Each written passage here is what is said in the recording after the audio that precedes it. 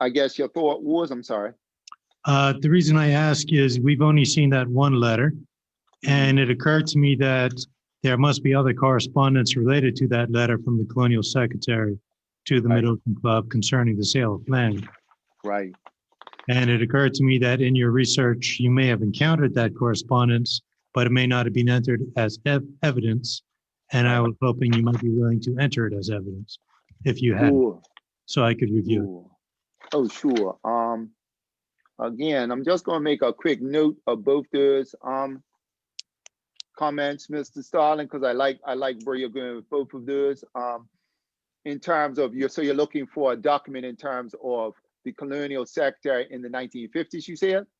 Yes, writing to the general manager of the Mid-Ocean Club. Mm-hmm. In particular, what struck me of interest was the second last paragraphs. I'm going to read it out for you. Sure. Your executive committee will appreciate that if there is any change of policy to the persons who are forced, I'm going to start again. Your executive committee will appreciate that if there is any change of policy concerning the sale of property, the persons who are forced to sell their properties may well have genuine grounds for complaint. Right.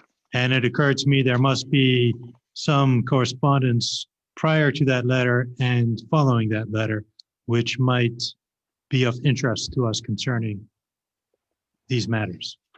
Yes. No, most definitely. In fact, while I cannot speak to that specifically, that August 1923 letter that I made reference to previously with the council from Sir Frederick Lewis to Governor Asa in August 1923.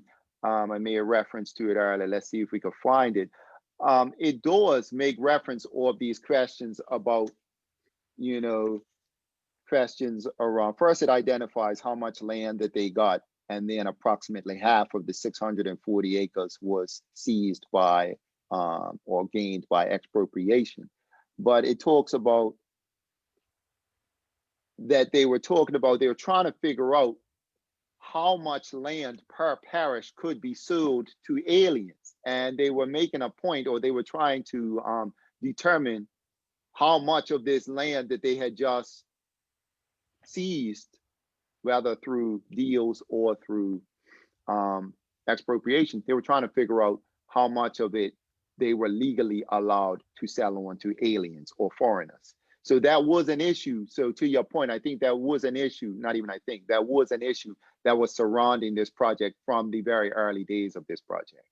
This reselling of the land that had been expropriated and or just gained by ordinary sale, and how much were they legally permitted to sell on to others. So most definitely that, so we can, if you trace through the document that I shared earlier from Sir Frederick Lewis to Governor Asa, August 1923, it does include some material about that if you read through that document.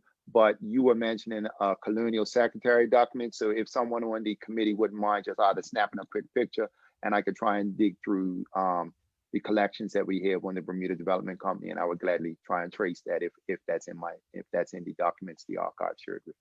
Sure. I believe the second. I was just saying that it's now on the. I was just going to let you know that the Secretariat has now put it on a shared screen, so you should be able to see the letter I'm referring to. Okay. Well, he cannot. No, I can't. I wish I could. I don't know. You're going to ping it again, or maybe send it via email. Maybe I could try and pick it up while we're having a conversation.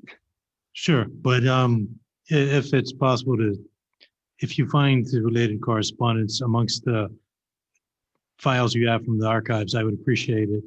Personally, I haven't actually indulged the chair. If I could ask if you could enter that as evidence, but as long as it's permitted, I don't mind doing it as long as it's permitted. I mean, cool. Thank you. Sure. Thank you. Interesting questions. Thank you. Mrs. Benz? Good day, Dr. Francis. Good afternoon.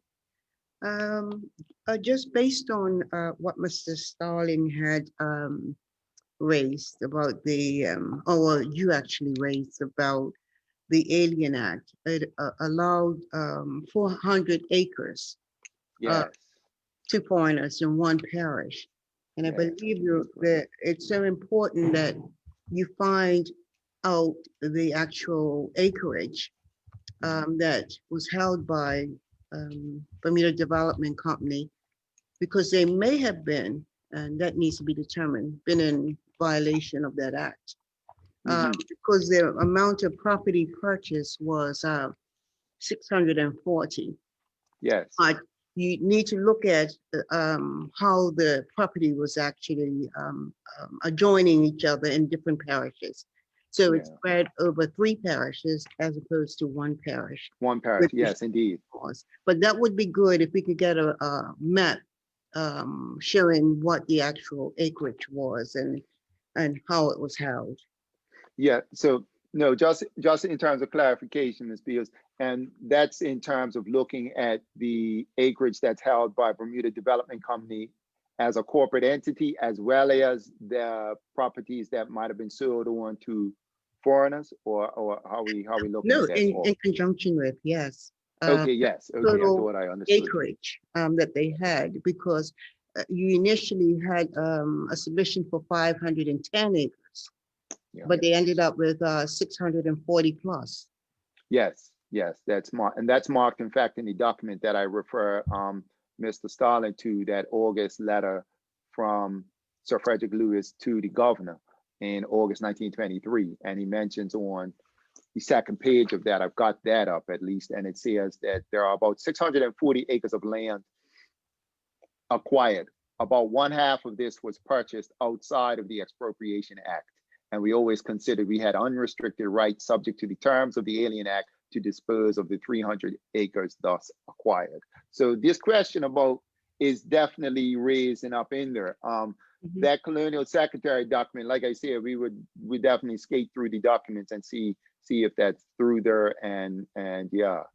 Okay. Yeah, most definitely how that fits. And also in terms of the question you asked. So I think both of them do work together to helping us get some more clarity on this. Right. I'm just going to go to page 29, where you said 500 acres were bought for 150,000 to 200,000. Come again? On page 29, the first paragraph on, Oh, yes. yeah, Yeah, yes. 500 acres.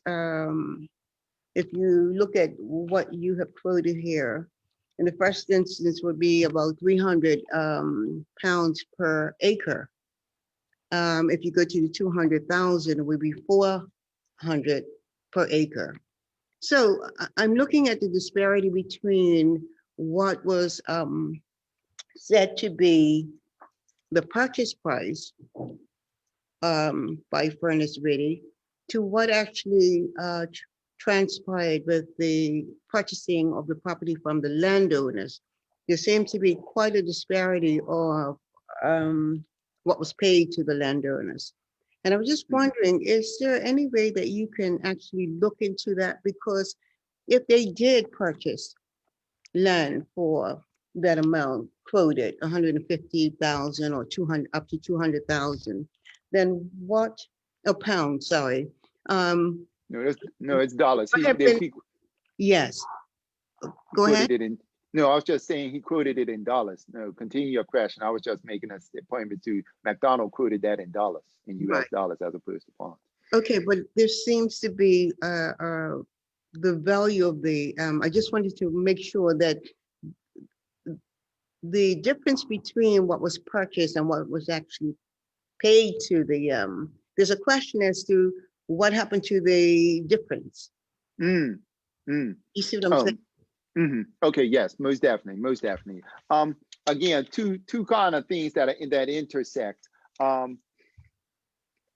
This was what I quoted there was the proposal that McDonald was stating. That wasn't what actually transpired as much as what they were planning to do. So McDonald, even before any piece of legislation had been passed, even before they broke ground or any of these matters, This was back in November, or at least his testimony about what took place in November 1919 when they visited Bermuda. Okay, They saw Tucker's Con and they were kind of then said, this is what we could speculate it for. And these numbers that they were quoted were informed by the perspective of Gosling, F. Goodwin Gosling, and Stanley Sperling, who McDonald names as the individual who was his informant as far as land prices and what they could get 500 acres in their territory for. Yeah, in your research, have you found an actual figure that they reported on?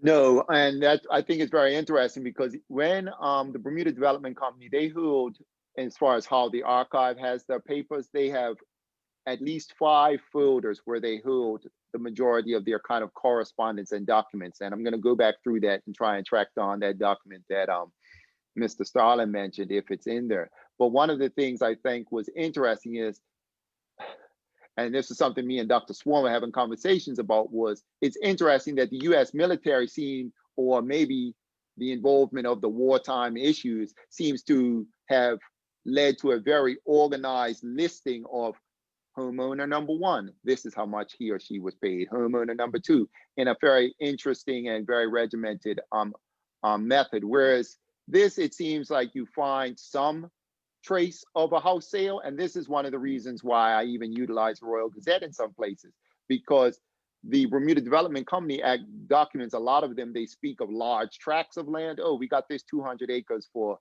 X amount. But the individual landowners that are named within that 200 acres, you don't even necessarily find a clear record of who was on plot A, who was on plot B, et cetera, et cetera. And that's been a bit more difficult to trace. Okay. And that's even one of the reasons why I relied on Royal Gazette testimony about some of these adjudications, is because in the Bermuda Development Company papers, they just say writ large, 100 acres over here, 5 landowners moved. But they don't itemize that in that same fashion, which I thought was interesting. Okay, I have one more question, and that is, I'm making reference to, you may or may not know about this article. December 7th, 1918, there was a proposal put forward by Canada Lines. And that was all so related to expropriation. Yes. And that was, you saying that was a newspaper article, that was a Journal of House, I'm sorry, you said December 1918, there was a proposal. I'm trying to track where you said that was located. What was that? The date, are you asking? Oh, I'm sorry, no, you said the date was December 1918 or December 18th, 1918? December 7th, 1918. And if you don't have a copy of it, we can probably provide you with one. Sure, that'd be great. I think as part of your research, because this proposal had already been put forward before Furnace Ritty had made their proposal, this is like a year before, where the Canada Line had made an approach to Bermuda to actually put forward the same sort of tourism, or maybe not tourism, but they were speaking more about carrying goods via the shipping, the ship line. And what they were trying to do was work out a deal where they could get rights and privileges over land expropriated. And I think this would be important to be researched so that you understand a year earlier, the proposal was rejected. But right on the back of that, you've got a Furnace Ritty offer actually proposing a similar arrangement where it puts land and privileges given to the company in perpetuity.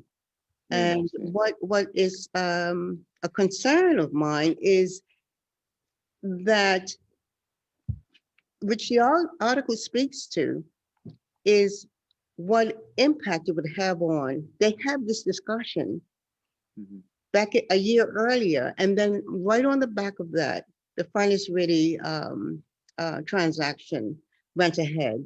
So from a historical point of view, I would ask that you look at the article and you give us a synopsis of what actually happened. Because it predates the Furnace Ready transaction. No, thanks very much. No, thanks very much. And if you wouldn't mind maybe sharing that or having the secretariat share that with me via email so that I could look into that more closely. Because no, I think if the that proposal played out as you describing, I think that would definitely inform these our conclusions, or even largely how we can think through this whole dynamics with Furnace Withy in 1919 and 1920, most definitely. So yes, please feel free to share that with me, and we can you know, definitely incorporate that in terms of what we think or how we evaluate what we've already collected. So thank you very much. Appreciate that. Thank you, Dr. Francis. Thank you. Council, is there anything arising from the questions? Nothing. Okay. Thank you. Thank you, Dr. Francis. No, thank you. We certainly appreciate your flexibility. And I think this ought to be the end of your testimony. But of course, we have some adverse notices out there. And if they have come forward, if they come forward and say, we would like to hear from Dr. Francis, we might be troubling you again. But for now, rest well. Thank you so much. Thanks very much, Chief Justice. Thanks very much, Commissioners, Council. Appreciate everybody. You have a good evening. Thank you. Very well.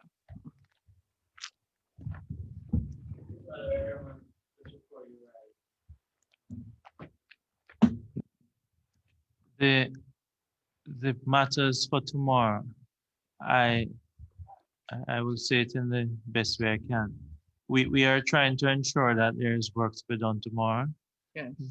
Contact has been made with the investigators through the Secretariat and Mr. Bruce with regards to making contact and ensuring that witnesses are here. We are just trying to settle that, but for now, we will ask that we adjourn until tomorrow. What we certainly will do is that early this evening, we'll certainly alert all persons who are here, including the Thank you very much. technical persons Council. as to the status. Electronics staff or team, we will adjourn until 10 a.m. tomorrow morning to continue unless you hear otherwise. Thank you very much.